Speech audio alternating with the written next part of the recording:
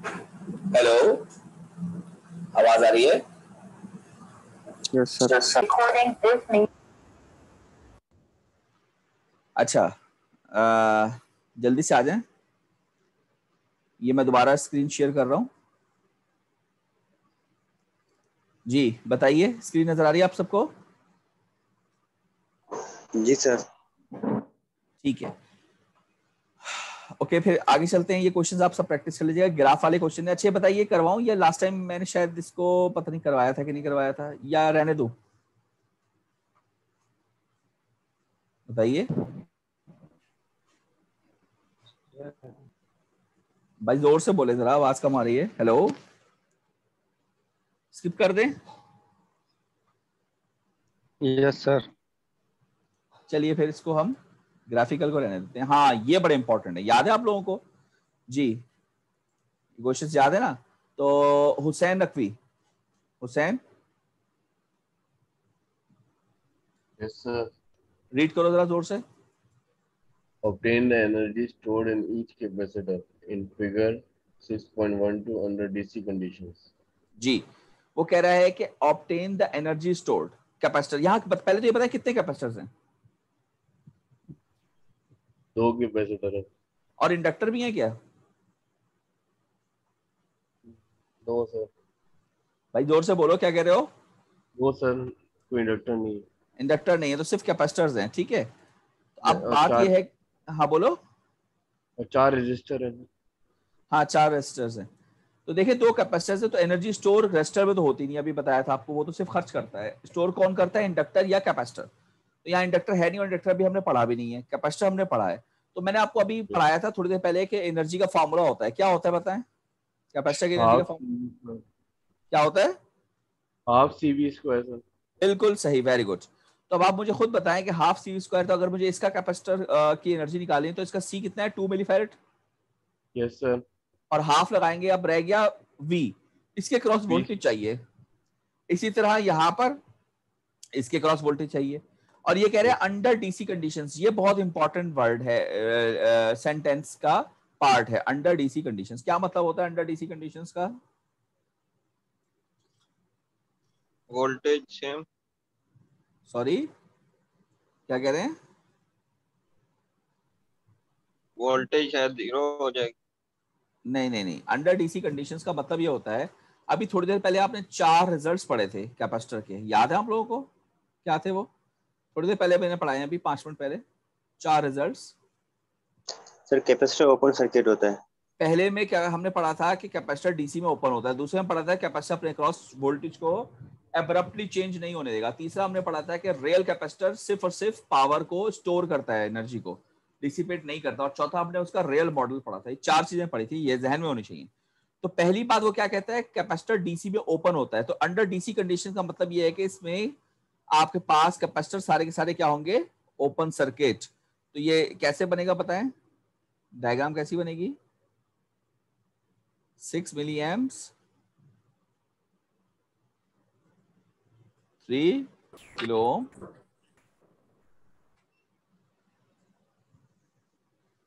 इसको आप ओपन कर दीजिए। 5 किलो ओम, 2 किलो ओम, और इसको भी यहां से आप क्या कर दें बताएं? ओपन कर दें।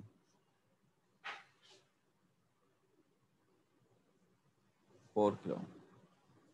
अब आपको एक ये चाहिए V1 और एक ये चाहिए V2। क्या ख्याल है आपका? अरे बोलो ना, सही कह रहा हूं? जी सर। अब जब आपको एनर्जी 1 निकालनी होगी पहले वाले की, तो क्या फॉर्मूला होगा? Half C1 V1 square. और E2 क्या होगा? Half C2 V2 square. C2 square.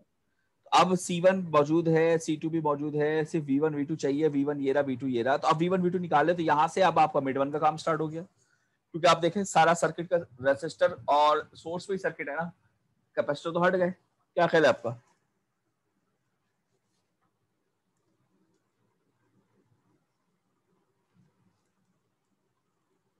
बताओ, सही कह रहा हूं? Yes sir.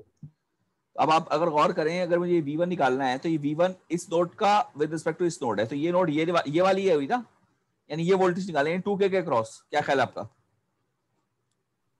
जी सर। तो 2K के अक्रॉस निकालते हैं अभी। अच्छा आप मुझे ये बताएं यहां से करंट कितना गुजर रहा होगा? 5K से 0। 0, बिल्कुल सही, क्योंकि ओपन सर्किट है। सही कह रहा हूं? जी सर बिल्कुल। तो यहां पर आपके पता है कि यहां पर करंट कितना गुजरेगा। अच्छा एक काम करता हूं, इसको सोर्स ट्रांसफॉर्म कर लेता हूं। सोर्स ट्रांसफॉर्म करूंगा तो बताएं क्या बन जाएगा। ये रेजिस्टर ऐसे आ जाएगा 3 किलो का, और सप्लाई कितने की लग जाएगी बताइए। ये मल्टीप्लाई करें, 3 किलो मिली कट गया 6 18 वोल्ट। क्या ख्याल है आपका? सही बनाया? सही है। जी सर सही है। तो अब ये चीज हट गई, बताएं सही कह रहा हूं?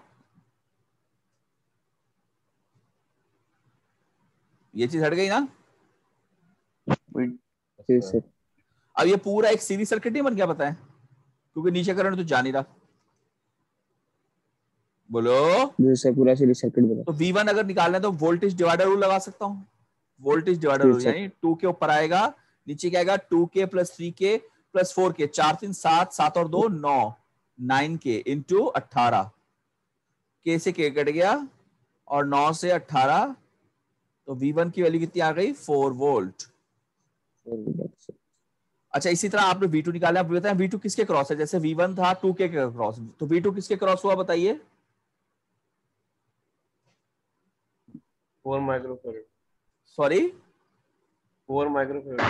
ये जो लिखा हुआ है ये इसकी बात कर रहे हैं आप? यस। पहली बात तो ये कि ये इतनी अजीब और गरीब तुमने बात की है। आदमी कौन आदमी हो तुम? ये माइक्रो नहीं मिली है,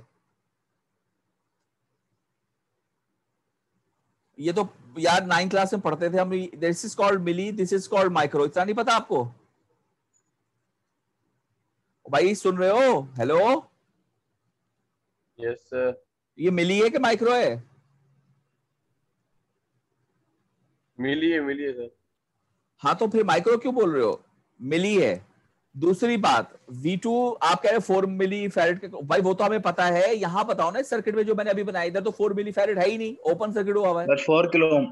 4 किलो ओम, बिल्कुल सही। क्यों? प्रूफ कैसे करेंगे आप? देखें भाई, आपको निकालना है इस नोट का और इस नोट का, ठीक है। ये नोट तो ये नोट एक ही नोट है ना, बताएं, ये पूरी एक नोट नहीं है? जी सर। Yes sir. और ये हाँ वाली जी सर नोट, एक ही नोट है। ये वाली नोट का बताएं, और ये वाली नोट का पोटेंशियल में कितना डिफरेंस होगा इन दोनों नोट्स के? पोटेंशियल में डिफरेंस कितना होगा? आप कहेंगे सर जो करंट यहां से गुजर रहा है वो है 0, 0 है जी ना, सर। तो 5K पर कितना ड्रॉप होगा वोल्टेज का? 0।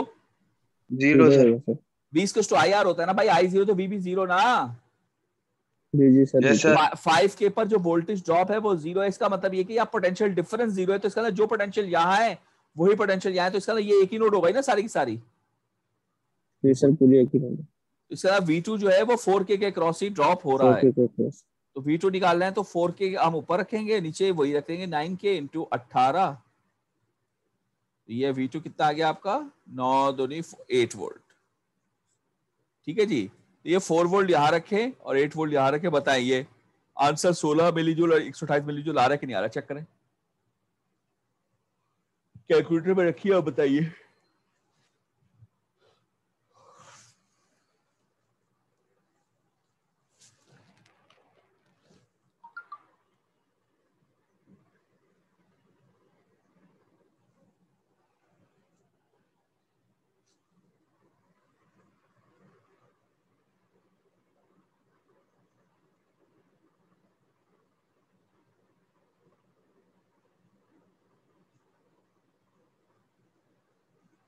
जी हेलो, आंसर आया? मैं आंसर निकाले, मैं वेट कर रहा हूं।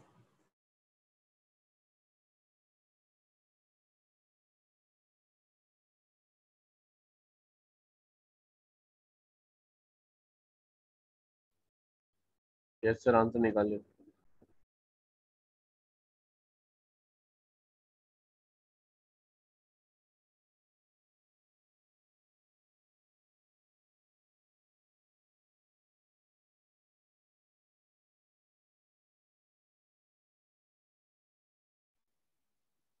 जी सर 11।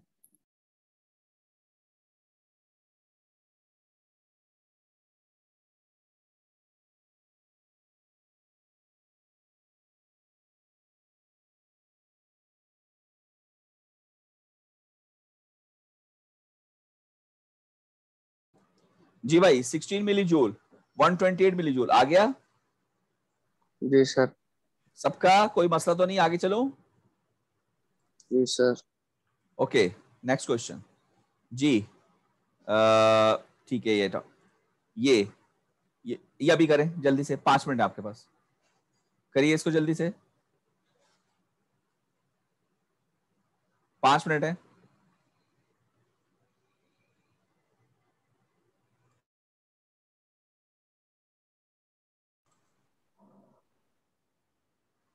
अब तो निकल गया यार ये पूरा क्वेश्चन। अबे यार याद करा दिया करो मेरे भाई, रिकॉर्डिंग का बटन ऑन नहीं हुआ था आप।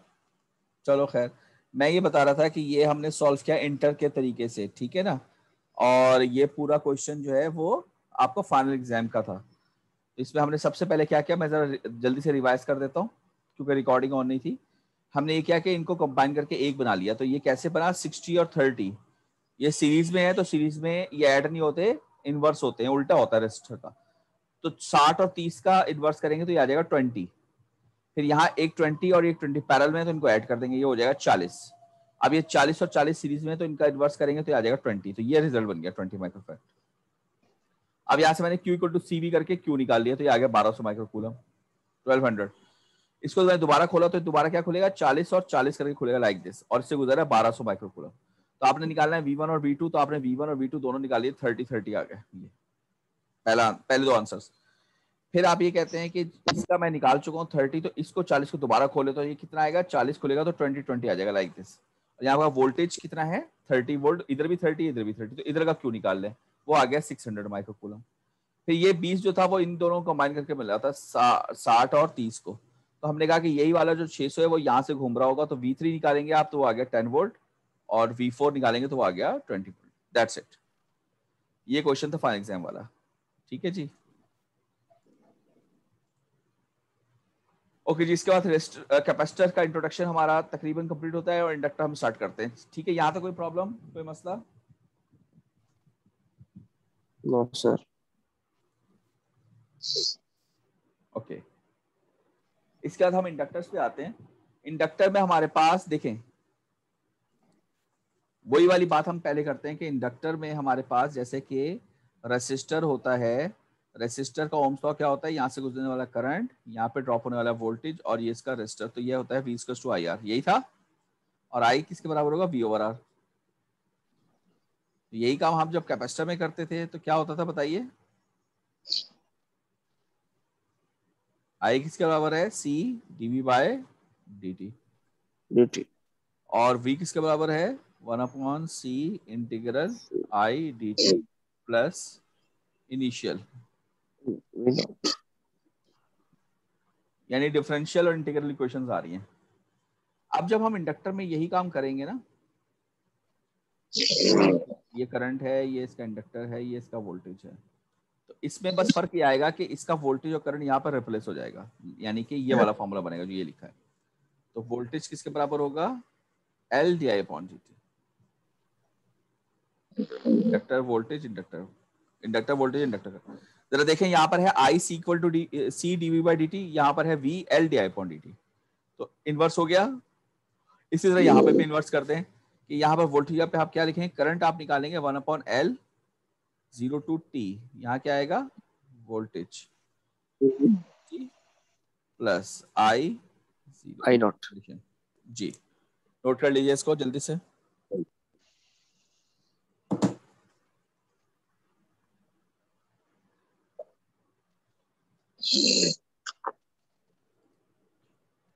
जी इसको नोट कर लें।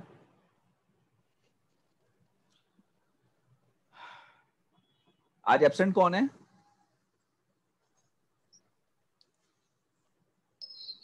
सर टीचर की तरफ लाइट नहीं है। रिजा की तरफ? जी सर। सर हसन गांव बैठे हैं वहां पे, उसको नेटवर्क नहीं आ रहा। एहसन कौन? सर हसन। अच्छा वो एहसन चश्मे वाला जो है, जो सेंटर में बैठता है ना, उसकी बात कर रहे हैं आप? Yes sir. सर ऐसा नहीं सर, हसन हसन 19 बैच। अच्छा 19, तो एहसन भी तो नहीं है।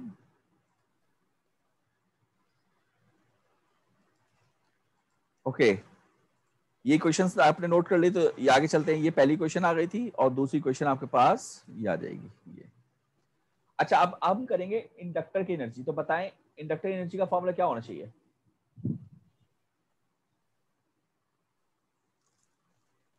कैपेसिटर की एनर्जी का फॉर्मूला क्या था, याद है? 1/2 CV²। बिल्कुल सही। Half CV square. हाँ तो इंडक्टर की एनर्जी का क्या होगा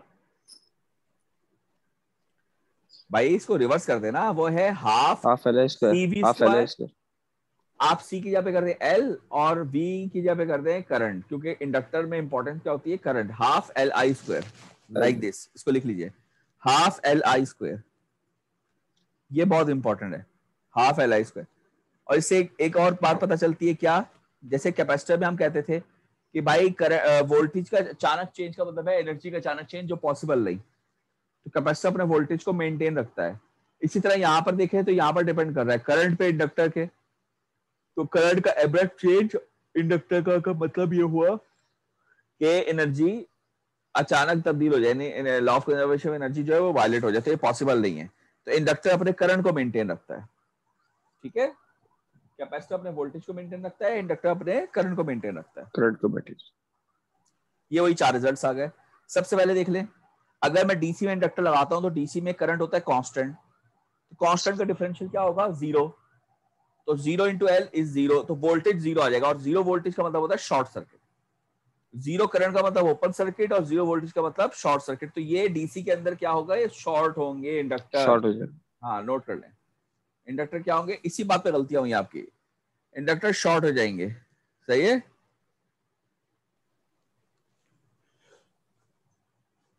भाई क्लियर है बात? Yes sir. दूसरा पॉइंट देखें, the current through inductor can not change instantaneously. वही बात अभी हमने कही, इसका चेंज इसका करंट जो है वो अचानक चेंज नहीं हो सकता। और बकिया 2 बातें वही हैं कि आइडियल कैपेसिटर की तरह आइडियल इंडक्टर भी एनर्जी को डिसिपेट नहीं करता, सिर्फ स्टोर करता है। और आखिर में उसने मॉडल बनाया हुआ है कि इंडक्टर का अगर फिजिकल मॉडल बनाए तो इंडक्टर के साथ एक रेसिस्टर दिखाना पड़ेगा, क्योंकि इंडक्टर तो करता ही नहीं है कोई चीज, यानी कोई वोल्टेज अपने क्रॉस ड्रॉप वगैरह कोई चीज भी नहीं करता, जबकि असल में आप कहीं पर भी लगाएं तो ये काम हो रहा होता है। हेलो आवाज आ रही है?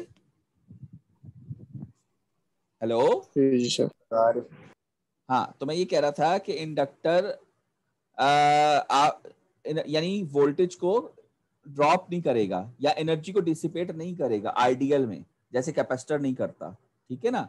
आइडियल में एनर्जी को डिसिपेट इंडक्टर नहीं करेगा, मगर रियल में आप जब लेते हैं तो इंडक्टर के साथ जाहिर रेजिस्टेंस आ जाएगी, पूरा मॉडल आ जाएगा, जो कि पॉइंट नंबर 4 में दिखाया। तो खैर ये इतना हमें यूज नहीं करना, हमें पहले 2 पॉइंट का ज्यादा इस्तेमाल है।